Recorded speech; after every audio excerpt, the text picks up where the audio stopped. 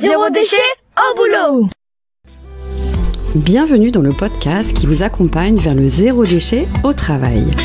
Vous êtes sensible à prendre soin de la planète, œuvrer pour diminuer les déchets à la maison, mais au travail, c'est le désastre.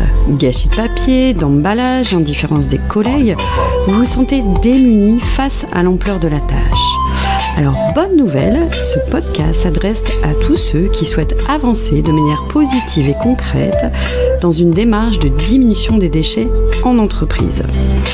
À travers ce podcast, vous allez découvrir des exemples inspirants d'individus qui font bouger les lignes au travail, des outils concrets pour réfléchir à la démarche et même partir à la rencontre de structures qui peuvent vous aider.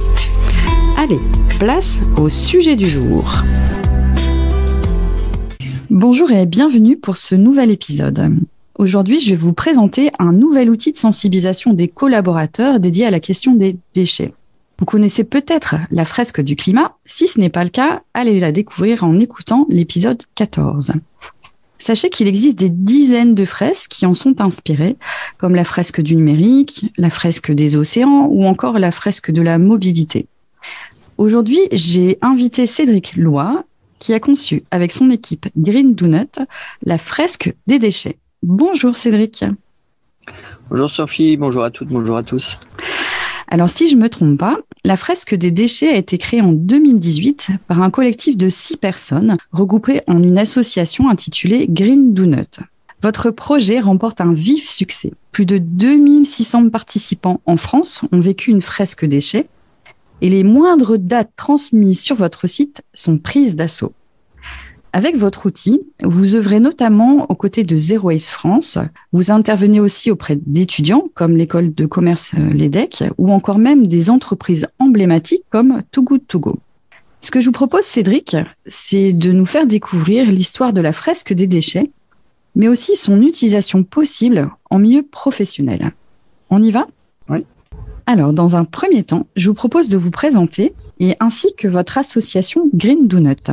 Oui, alors personnellement, donc Cédric, je suis facilitateur, c'est-à-dire je sensibilise le plus grand nombre, que ce soit des citoyens au sein de l'entreprise, de communes. Je suis également auditeur bilan carbone. Voilà, en gros, j'aime m'impliquer dans différentes associations, différentes structures pour sensibiliser le plus grand nombre. Et pour Green Donut, comment vous pouvez présenter votre association ? Green Donut a été créé fin 2018. Donc c'est une association qui porte 2 projets, 2 outils, la fresque des déchets et un autre outil de sensibilisation. Ça coïncide avec la date de création de la fresque du climat. Pourquoi ? Parce que c'est fortement inspiré de cet outil.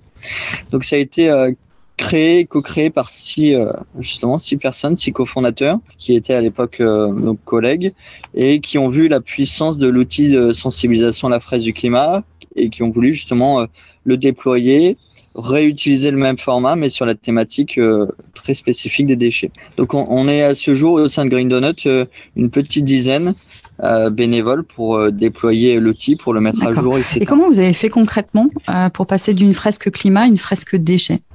Alors concrètement, j'allais dire beaucoup de choses ont dû être pris. Alors le côté pédagogique, le système de jeu de cartes a été conservé, mais l'idée c'était de réfléchir sur les notions qui allaient être abordées ou non, parce que le déchet ça parle à tout le monde, mais c'est quand même large. Il y a énormément, mine de rien, de déchets qui peuvent ne pas être évoqués dans l'atelier, parce qu'il faut faire des choix également. Là, on est sur une 40aine de cartes et puis aussi on est contraint par le temps, tout simplement. Donc, on pourrait toujours rajouter plus de notions, plus de cartes. Donc, l'idée, c'était de voir les choses qui étaient les plus impactantes, d'aller dans le détail, mais faut pas non plus perdre le plus grand nombre. Alors, comme vous l'entendez, Cédric a la chance d'être du côté de Bordeaux avec des petits oiseaux autour de lui. Donc ça va nous donner un petit côté bucolique à notre enregistrement. Cédric, est-ce que vous pouvez nous présenter la fresque des déchets concrètement ? Alors j'aimerais savoir, par exemple, pour une personne qui ne connaît ni la fresque du climat, ni la fresque des déchets, est-ce que vous pouvez présenter le format ? Est-ce que ça se passe en présentiel, en distanciel ? Quel est l'objectif d'une fresque déchets concrètement ? Qu'est-ce qu'elle apporte ? Et combien de temps ça dure ? Voilà, si vous pouvez donner un petit peu de détails là-dessus. Oui, bien sûr. Donc la fresque des déchets, c'est un atelier, c'est important, c'est un atelier ludique et collaboratif.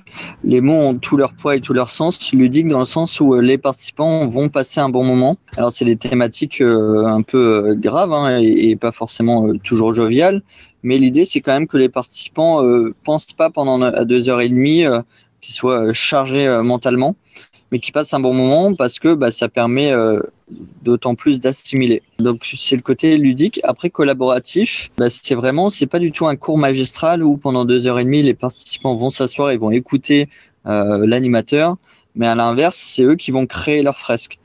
Donc moi j'aime toujours prendre l'analogie, chacun amène sa petite pierre à l'édifice pour faire la petite pyramide. C'est exactement ça.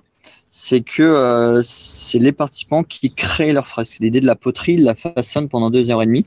Ils vont échanger entre eux pour replacer les cartes. Et ça a un impact fort, parce que vous l'avez vu, la production de méthane, c'est de l'exiliade. Alors, je trouve, en ville, c'est facile. À la campagne, c'est plus ou moins facile à faire. En ville, c'est beaucoup plus compliqué, mais c'est plus compliqué, oui et non. Il suffit d'avoir un ramassage de la commune, une grosse poubelle verte devant son jardin, devant l'immeuble qui pue, certes, en été. Mais, ouais. C'est ça peut être devant la résidence, il y a un jardin partagé, ça peut être dans les apparts. Moi, j'ai une amie qui a, plein Paris, et qui a un lombric-composteur, Et puis après, il y a de plus en plus de possibilités d'apporter ses déchets verts. Ils vont aussi échanger entre eux pour la partie créativité, pour se l'approprier. Et puis également, ils vont échanger entre eux à la dernière partie pour, dans la partie débrief, concrètement, comment on peut limiter notre impact individuellement et collectivement. Donc l'animateur, c'est plus un facilitateur, il va être là pour faciliter la prise de parole, que ça se fasse dans la bienveillance, dans le respect du timing, qu'il n'y ait pas de personnes qui soient plus en avant par rapport à d'autres, que tout le monde tout simplement trouve sa place et puis puisse mettre sa petite pierre. Donc on est sur la thématique déchets et pendant 2h30, l'idée, il va y avoir différentes étapes, mais la première étape, ça va être pour les participants de replacer, je le disais tout à l'heure, à peu près 40 cartes, de les replacer d'un lien de cause-conséquence et flux de matière. Donc ces cartes, ce jeu de cartes est réparti en 5 lots. En gros, l'animateur va donner le premier lot, les participants vont échanger entre eux, replacer ces cartes. Il va y avoir un petit moment d'échange, de débrief à l'issue de ce lot. T'en as un chez toi ? Ouais, on doit en avoir 2. Je crois, on en a 2. Ouais.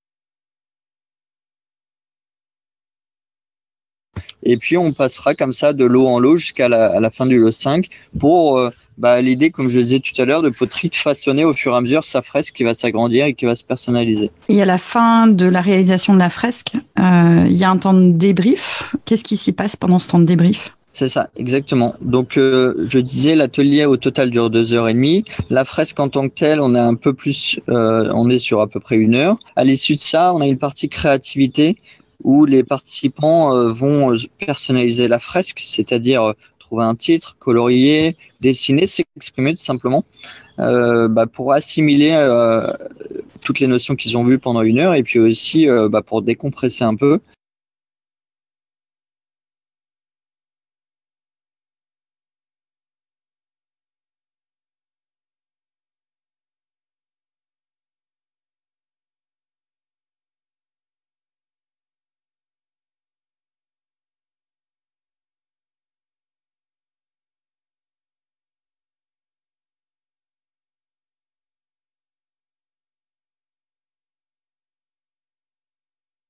Et la dernière partie, tout aussi importante, ça va être un moment de débrief où on va échanger, ils vont échanger sur les leviers d'action à l'échelle individuelle, collective, dans ma commune, dans l'école de mes enfants, dans mon entreprise, chez soi, qu'est-ce qu'on peut faire.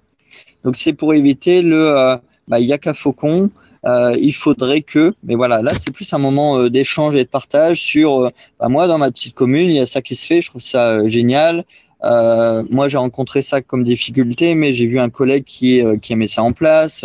Dans l'école de mes enfants, je trouve ça génial. Il y a eu ça comme chose. Donc voilà, c'est vraiment un échange sur concrètement les leviers d'action plus ou moins efficaces, plus ou moins faciles à mettre en place, pour réduire collectivement avec les leviers qu'on a chacun, pour réduire notre impact au niveau des déchets. Très bien.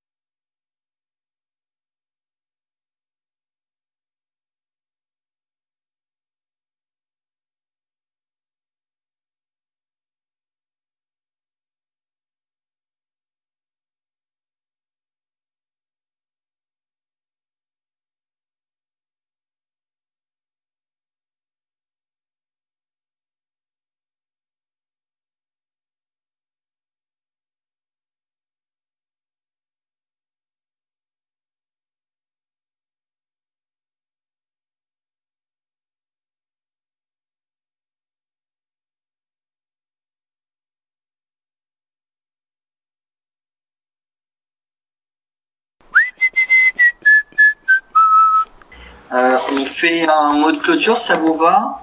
Un engagement? On commence dans l'écran, je sais pas, si tu veux, Olivier, commencer? Ouais. Yes. Du coup, moi j'aimerais bien passer aux toilettes sèches pour déjà éviter de polluer toute l'eau où on envoie nos déchets dedans, et puis essayer de voir aussi comment renseigner dans ma ville pour la démarche famille zéro déchet peut-être. Yes. Avec la commune. Et puis peut-être je passe la formation. Et puis avant cette phase de débrief, une petite partie qui est tout aussi importante, c'est aussi on va recueillir les émotions. Ça c'est pas du tout anecdotique, c'est concrètement à l'issue de l'atelier comment chaque participant se sent. Parce que je disais, il y a un côté ludique, certes, on passe un moment, mais c'est quand même des sujets graves.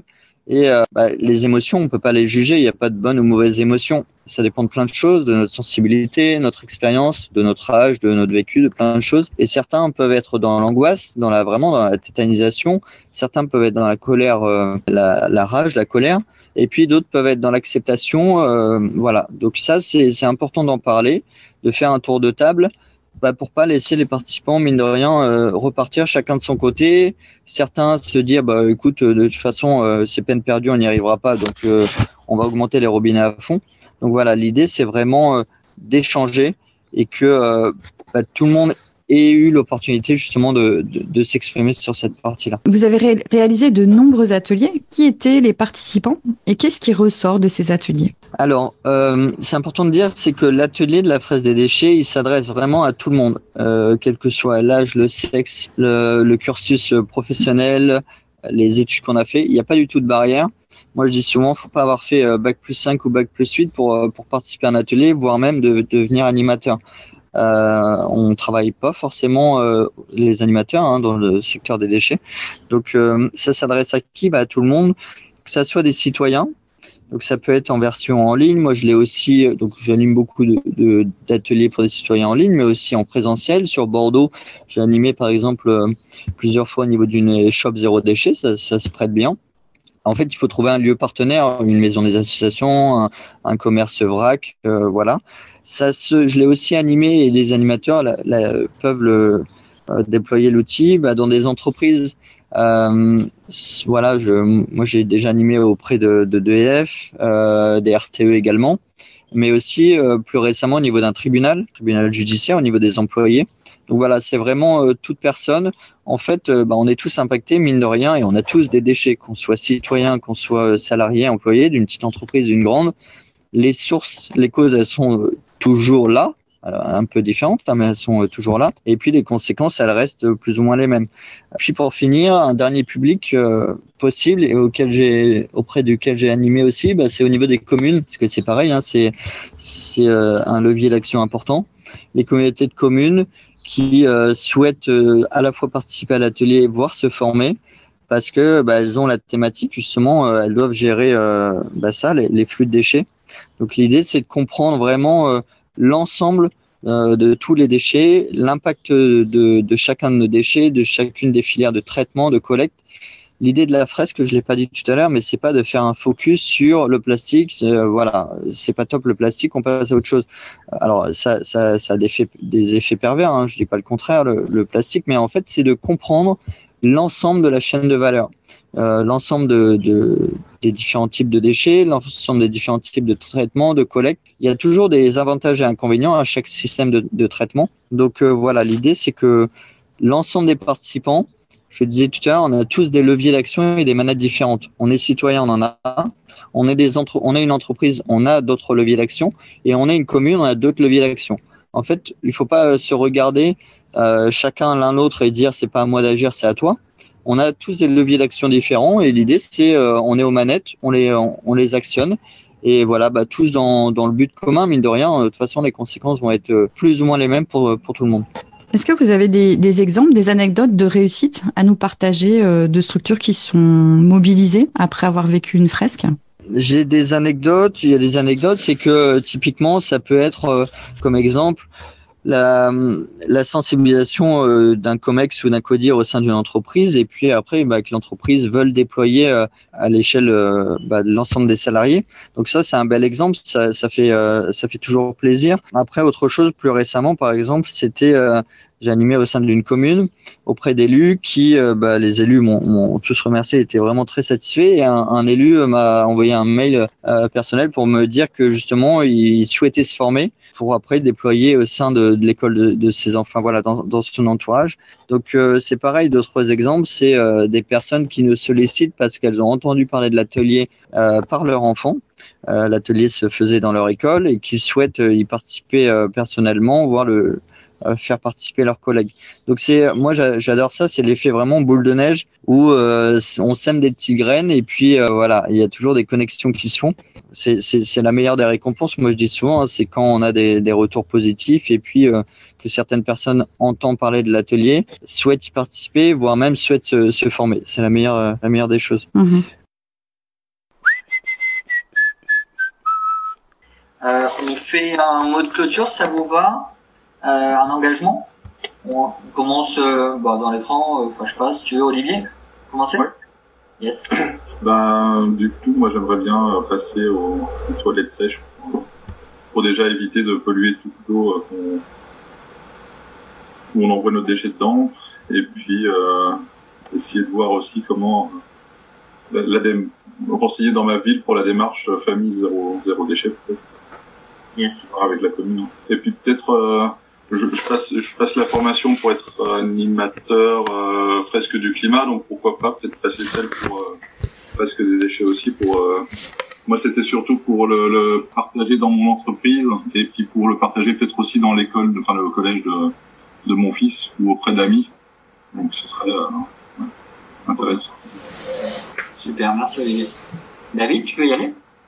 Moi, j'aimerais bien consommer davantage en vrac et faire la cuisine à la maison. Et donc arrêter d'acheter des produits emballés. Yes, merci David. Et pour info David, j'ai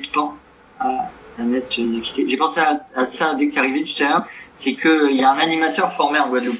Il y en a beaucoup plus. Il y en a en Martinique, il y en a 3 je crois, mais en Guadeloupe il y en a un, ouais. Je veux bien que tu me mettes en contact avec lui ou elle. Ah bah ok, yes. Merci David. Justine, merci à toi, merci, super. Moi, ça sera de sensibiliser et de devenir fresqueuse de la fresque des déchets et du climat aussi et de plein d'autres fresques. Celle du numérique aussi, j'aimerais bien la faire. Voilà. Merci Justine.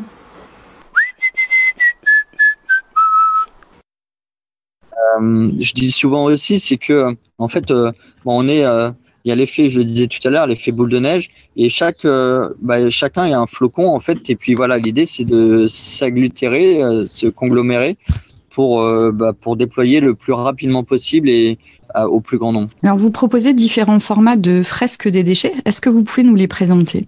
Oui, donc je disais tout à l'heure, la fresque des déchets, on peut l'animer à la fois en présentiel et également en ligne. C'est toujours pareil, on est sur la même durée, on a des jeux de cartes, que ce soit en présentiel ou en ligne. Et puis après, donc on a la version adulte qui s'adresse vraiment à tout le monde, quel que soit l'âge, qu'on soit en entreprise, commune ou citoyen. Et puis il y a une version, alors elle est vraiment en cours de finalisation. On avait proposé à certains animateurs de nous faire des retours, mais la version enfant, pour un public plus jeune, en fait, la version enfant va être allégée au niveau du nombre de jeux de cartes, au niveau du timing également, et puis typiquement au niveau de la difficulté. Je donne des exemples, mais tout ce qui est les différentes pollutions ou des termes techniques de sous-produits, de l'incinération, de l'enfouissement, je vais pas trop en dire pour pas trop divulguer, mais ces notions-là qui sont un peu techniques, qui sont compréhensibles, tout à fait pour les adultes, elles sont allégées. Et puis c'est pareil, les textes, les visuels sont un peu moins impactants pour les enfants, pour mine de rien les préserver. Il faut les sensibiliser, mais il faut pas non plus leur donner le poids. Moi, je dis souvent, c'est bien de les sensibiliser pour qu'après ils aient un moyen de pression auprès des parents. Mais à l'inverse, il faut pas se reposer sur eux, parce qu'on entend aussi souvent ça, c'est à eux d'agir. Non, en fait, c'est à tout le monde d'agir. Mais eux, typiquement, ils n'ont pas forcément le portefeuille ou le bulletin de vote. Donc, pour l'instant, c'est à tout le monde d'agir. Et les enfants ont des leviers d'action, mais un peu plus limités que les parents. Donc, voilà. Il y a la version adulte, il y a la version enfant.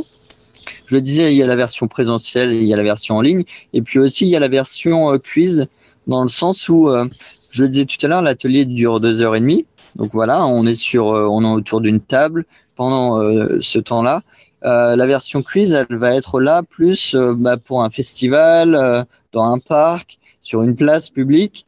Faut avoir l'autorisation, mais l'idée c'est de donner envie aux passants, aux piétons, qui s'arrêtent. En fait, moi j'adore, c'est que vous avez un couple qui va s'arrêter, ça va amener une petite famille de 3-4 personnes et vous avez assez rapidement un effet de masse, une petite dizaine de personnes. L'idée, c'est de faire deviner aux passants. Toutes les cartes sont les mêmes, elles sont en mode vertical plutôt qu'horizontal, elles sont cachées. Et l'idée, c'est de faire deviner les cartes en amont, en aval, c'est-à-dire les causes ou conséquences d'une carte qui est découverte. L'idée, c'est un peu de les faire deviner, de les faire parler, de leur donner envie de participer à la fresque, mais aussi, donc l'idée, c'est pas de faire une vraie fresque, c'est vraiment de donner envie pour, à l'issue de ça, qui participent à l'atelier. Parce que la version quiz, il n'y a pas la partie justement émotion, créativité, débrief. Donc l'idée, c'est pas juste d'être dans le constat et après de repartir chacun chez soi. L'idée, c'est vraiment de faire une fresque globale et de parler aussi des pistes d'action. Donc voilà, ça c'est les différentes formes, différents outils. Et j'insiste, l'outil de base fresque des déchets, c'est exactement le même que ça soit adulte entreprise ou adulte citoyen ou adulte élus locaux. C'est toujours la même chose. Alors, si des salariés, des collaborateurs ou même des entrepreneurs veulent réaliser une fresque des déchets, comment ça se passe? Comment peuvent-ils s'y prendre pour bénéficier d'une fresque? Alors, comment ça se passe? Déjà, j'allais dire, ça se passe.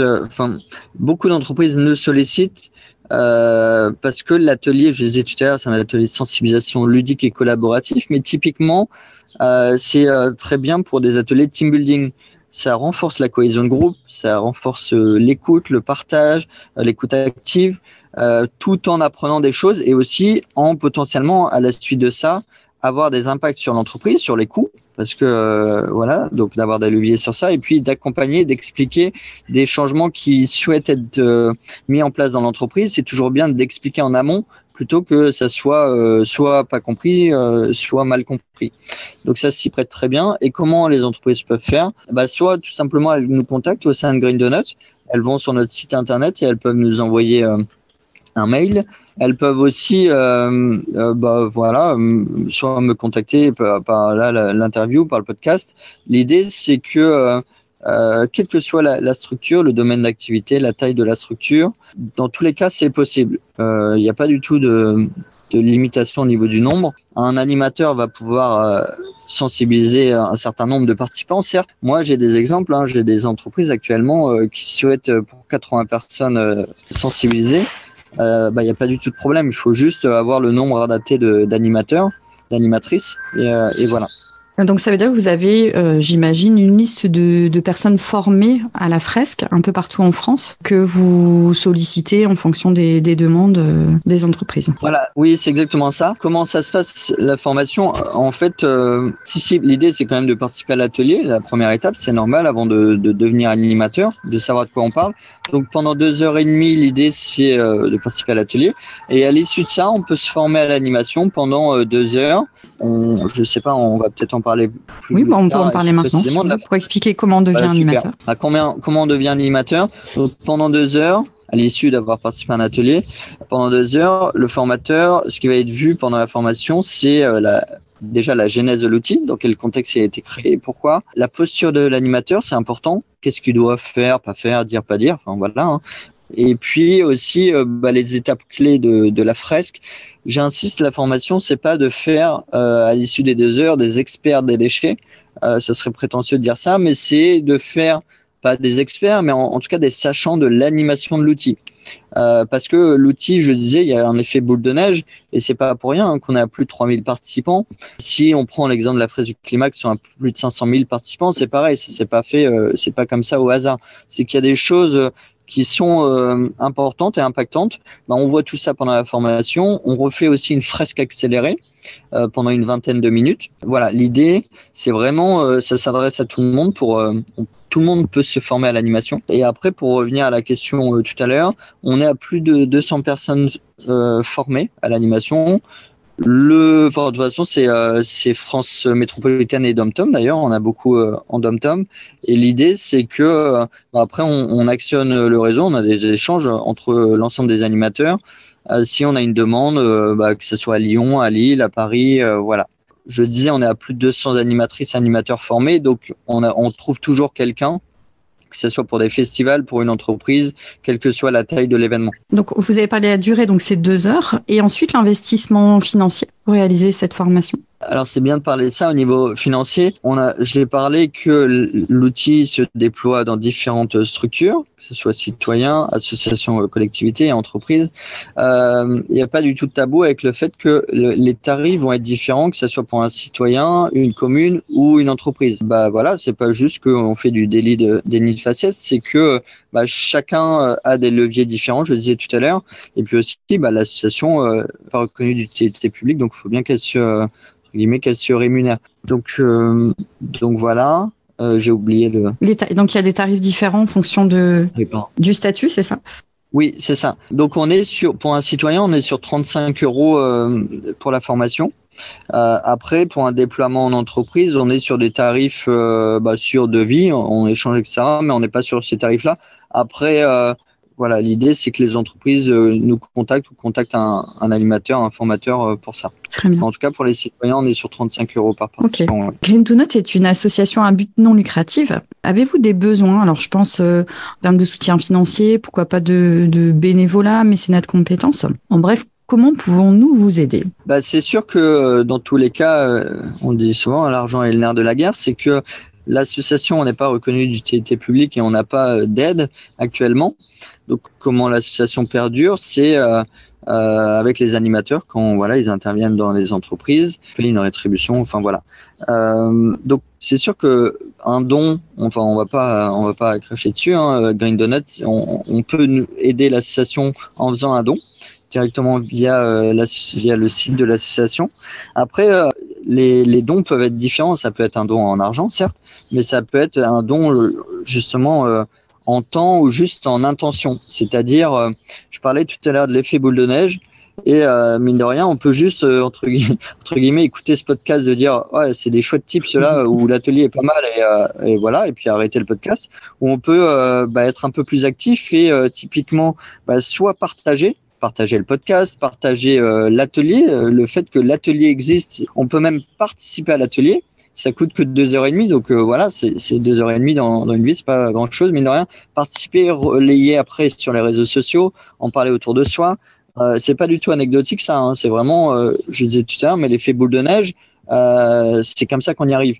Et puis aussi, potentiellement, c'est pareil, c'est que les participants peuvent, et j'allais dire doivent, mais se former à l'animation pour devenir à leur tour animatrice, animateur. Voilà, donc ça, c'est tout ce qu'on peut faire pour aider. Pareil, si vous avez envie que les choses bougent dans l'école de vos enfants, dans votre entreprise, il y a deux choses, c'est binaire. C'est soit on dit, c'est soit on dit rien, soit on dit c'est pas bien, il devrait faire différemment, mais on fait rien. Soit à l'inverse, on est moteur. Moteur, ça peut être plein de choses. On peut monter un collectif dans l'entreprise. Enfin voilà, on peut faire plein de choses, mais aussi on peut parler à sa direction, à la direction RSE, à la direction RH, au CODIR, au COMEX, que il y a des ateliers de sensibilisation, des ateliers de team building qui existent, et typiquement de nous mettre en lien, en relation avec votre entreprise pour déployer au sein de la structure. Ça peut être pareil au niveau de l'école de vos enfants. Personne n'est parfait, donc il y a des choses peut-être à améliorer, à la fois des actions au niveau ou de la sensibilisation. Ça coûte rien d'en parler avec la direction, avec les enseignants, pour proposer justement l'atelier de sensibilisation. Donc soit par vous formez, vous prenez de l'expérience et vous déployez l'outil, soit vous vous sentez pas, ou pour plein de raisons, et vous nous mettez en relation avec Green Donut. L'idée, en fait, on peut agir toujours de manière différentes, je disais financièrement, mais avec du temps ou juste relayer. On est dans une société où la communication, elle joue beaucoup. Et juste de faire un clic, de liker, de partager, de parler autour de soi ou entre collègues au niveau de la machine à café, tout ça, c'est pas du tout négligeable au niveau de l'aide. Voilà. Dernière question, est-ce que vous auriez un conseil ou plusieurs conseils à transmettre aux entreprises qui souhaitent diminuer leurs déchets? Oui, il y a différents conseils. En fait, j'allais dire, il y a personne qui est tout sachant. Et nous, c'est pareil, hein, je l'ai pas dit, mais un animateur, une animatrice, c'est pas du tout tout sachant. Faut pas du tout le voir comme ça. Et c'est pareil pour une entreprise, même des responsables RSE ou autres. Donc l'idée, c'est vraiment d'être dans l'idée d'accompagnement. Donc moi, je dis souvent de se faire accompagner. Une entreprise, si elle veut changer les choses, c'est bien, mais aussi qu'elle se fasse accompagner potentiellement par une structure externe, une personne externe. Je donne un exemple tout bête, mais une entreprise, une structure, elle va dire c'est bon, on a mis en place pour le tri, il y a différentes poubelles, etc. Bon après les salariés respectent ou non, mais voilà, c'est bon, le job est fait. En fait, on se rend compte que quand on creuse un peu, des fois, il y a des salariés qui disent non, moi je fais plus le tri. J'ai vu la femme de ménage ou l'homme de ménage, à la suite de ça, il met tout dans la même poubelle. Et en fait, ça, soit on peut être dans le constat à dire non, écoutez, le job est mal fait et j'arrête de faire. Ouais, mais bon, au final, les conséquences restent les mêmes et les conséquences c'est sur nous et sur nos générations futures que ça. Soit on réfléchit comment on peut changer ça. Et changer ça, c'est d'en parler. Moi récemment, là, j'étais dans les structures, il faut remonter l'information au plus haut. Et puis là, cet exemple-là, pourquoi je le donnais, c'est que si on se rend pas compte que la structure de nettoyage, c'est pas la femme ou l'homme de ménage qui est en faute, ou c'est même pas la structure de nettoyage, c'est peut-être que dans le devis, ils n'ont pas la prestation de séparer les flux, etc. Donc ça, typiquement, quand on est en silo et qu'on regarde devant, on s'en rend soit pas compte, soit on se dit le job est mal fait et on cherche pas plus loin. Si vous avez un intervenant externe, on peut voir par exemple tout ça. Là, c'est un exemple parmi tant d'autres. Donc le premier exemple, le premier conseil, ça peut être de se faire accompagner. Et puis aussi, c'est pareil, je prêche certes pour la paroisse, mais une entreprise ou une structure, j'allais dire, de faire participer l'ensemble des collaborateurs. C'est pas juste pour augmenter le compteur des participants de la fraise des déchets, mais ça peut être tout type d'atelier de sensibilisation et ou l'atelier de la fraise des déchets. Pourquoi ? De faire des actions, c'est bien, de vouloir changer les choses, mais il faut que ça soit accompagné déjà en amont, il faut que ça soit expliqué pourquoi on fait ça, parce que y a des conséquences sur nous, sur notre environnement, sur la faune, la flore, sur nos générations futures, sur le portefeuille, le nôtre, mais aussi de l'entreprise, mais celui de l'entreprise, c'est le nôtre aussi. Donc, d'expliquer en amont pourquoi on va faire ça, d'expliquer pendant et d'expliquer en aval. Et aussi, un autre conseil, c'est d'avoir un suivi. C'est bien de mettre des choses en place, mais concrètement, qu'est-ce que ça a eu comme impact ? Est-ce que c'est un fort impact, un faible impact ? Si c'est un faible impact, tant mieux, mais voilà, ça coûte pas grand-chose. Si c'est un fort impact, donc de quantifier les choses et puis aussi de communiquer. C'est bien de chacun faire dans son coin, mais moi je dis toujours, et je suis dans cette optique-là, de mettre en relation. C'est comme ça que les choses bougent. Si vous avez une PME ou une grosse structure qui communique, je parle pas de greenwashing là, mais qui communique concrètement sur, on a mis ça en place, ça a eu ça comme conséquence. Et en fait, ça va inspirer d'autres structures, soit parce qu'elles sont contraintes. On va dire, oula, regardez, le concurrent, il fait, on va faire la même chose, mais tant mieux. Voilà, il n'y a pas de pour, il n'y a pas de contre, tant mieux. Et puis aussi, ça peut permettre à différentes structures, d'autres employés, d'autres structures se dire, mais attends, nous, on a eu ça comme difficulté. En fait, eux, ils y arrivent, et pourquoi pas nous ? Et potentiellement de se mettre en lien, etc. Donc, c'est hyper important, la communication en interne, en externe, de l'échange de bonnes pratiques. Enfin, moi je dis toujours, mais on est ensemble sur le même bateau. Certes, il y a les concurrents, il y a l'histoire d'ego, il y a une commune envers l'autre. Enfin voilà, mais on est au final tous dans le même bateau. Donc il faut partager les bonnes actions, les difficultés. Bon, il y en aura toujours. De toute façon, ad vitam aeternam, il y en aura. Mais comment on les a surmontés ? Il n'y a rien d'insurmontable, mine de rien. Voilà comment on a fait. Ça peut être individuellement, collectivement, en montant collectif. Enfin voilà, l'idée c'est vraiment se faire accompagner et d'échanger. Et puis aussi, je voudrais conclure à une chose, c'est justement l'impact qu'on a autour de soi. Moi, je donne toujours l'exemple, tu sais, je parlais de l'effet boule de neige, et à l'inverse, l'avalanche, il y a un effet, il y a des conséquences.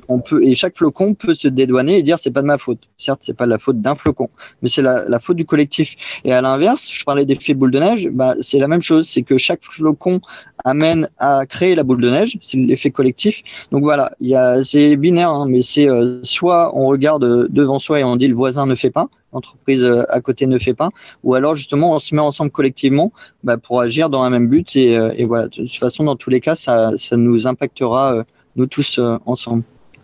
Tout à fait. On a un objectif commun qui est de prendre soin de notre planète pour garder une planète viable et désirable pour les années à venir. Merci beaucoup pour cet échange très enrichissant. Je vous souhaite de démultiplier largement votre outil, un peu partout en France et pourquoi pas ailleurs dans d'autres pays, car votre action est importante pour la planète. Vous œuvrez à informer dans le but de rendre acteur. Merci beaucoup. Donc un immense merci à vous. Chers auditeurs, si vous voulez participer à une fresque des déchets ou même vous former à l'animation de ce format, rendez-vous sur le site greendonut.org. Le lien sera en descriptif de ce podcast. Au plaisir. Merci pour votre écoute. Retrouvez un nouvel épisode chaque mardi dès 7h du matin. Et si vous voulez suivre les publications du podcast Zéro déchet au boulot, inscrivez-vous à la newsletter et vous recevrez dans votre boîte mail l'accès à chaque nouvel épisode. Vous retrouverez le lien dans le descriptif. Je suis Sophie Free. Dans la vie, je travaille pour sensibiliser au développement durable et je parle notamment du zéro déchet. Pour cela, je propose des ateliers, des conférences, des formations professionnalisantes, un blog, Sophie au naturel, et je suis aussi auteure de livres sur le sujet. Retrouvez toutes mes informations sur le site sophie-o-naturel.fr Au plaisir.